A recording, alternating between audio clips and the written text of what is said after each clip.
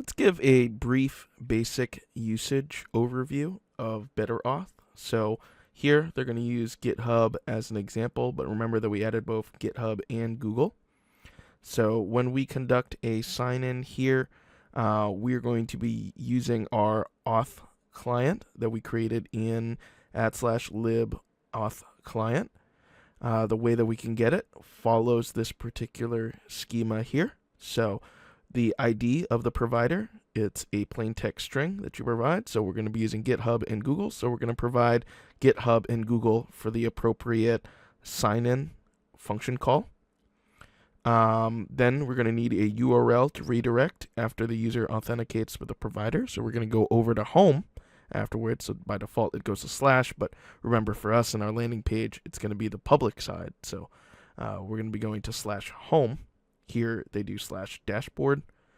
A URL to redirect if an error occurs during the sign-in process. So if you'd like to create an error state and put it under your own route, you're welcome to do so. A URL to redirect if the user is newly registered. This can take you over to a onboarding page. So that's really useful there. And then we can also disable the automatic redirect to the provider. So that's by default false, but if you need to set up an automatic redirect, then you can leave that to true. In this tutorial, we're not going to touch this one. We're mostly going to be concerned with these two, the provider and then the callback function. We're not going to provide an error state because it does have one by default, but if you wanted to provide a custom one, you're certainly welcome to do so. Then on the sign out side here, we also have another asynchronous function here, awaiting a sign out. We have our fetch options. On success, when we sign out, we need to go somewhere. We can either redirect to the login page, which in my personal opinion, it's kind of weird because if someone just signed out, would they want to sign in again? Potentially, maybe to a different account. For me personally, I push people to the landing page to just demonstrate to them that they're fully logged out. But I also think that in some cases, pushing someone to the login, also totally valid. Now, you'll see here, right, that we're using router here.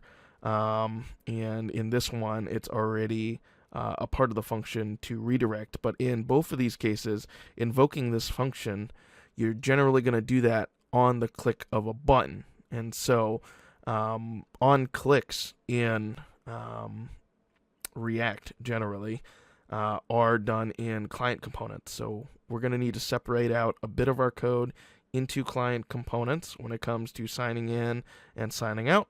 So we'll do that in a little bit. But yep, once we do that, we're going to need to separate these out into client components. On the pages themselves, we are going to be grabbing the session data. Now we can do it on the client side, but we're going to need to do some server side things on our pages. So we're going to be worrying about using get session here. So you can see here that they're creating a way to get your sessions awaiting the get sessions function invocation, passing in the headers.